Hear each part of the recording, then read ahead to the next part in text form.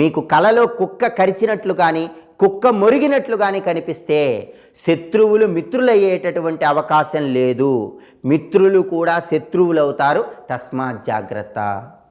మిత్రులు శత్రువులుగా మారి మీకు ఇబ్బందులు కలిగింపజేసే అవకాశాలు భవిష్యత్తులో మీకు రాబోతున్నాయి. మిత్రులతో జాగ్రత్తగా ఉండండి అని చెప్పటానికి సంకేతంగా మీకు కలలో కుక్క కరిచినట్లు కనిపిస్తుంది, కలలో కుక్క మురిగినట్లు కనిపిస్తుంది. మరి అలాంటప్పుడు ఏం చేయాలి? మిత్రులు శత్రువులుగా మారకుండా ఉండాలంటే ఏం చేయాలంటే, ఒక్కసారి శనివారం శివాలయంలో ఉన్నటువంటి కాలభైరవుడిని దర్శనం చేసుకోవాలి. శివాలయంలో కాలభైరవుడిని దర్శనం చేసుకొని ఆ కాలభైరవుడి దగ్గర మట్టి ప్రమిదలో నువ్వుల నూనె పోసి 8 ఒత్తులు విడివిడిగా వేసి ఒక దీపాన్ని వెలిగించాలి.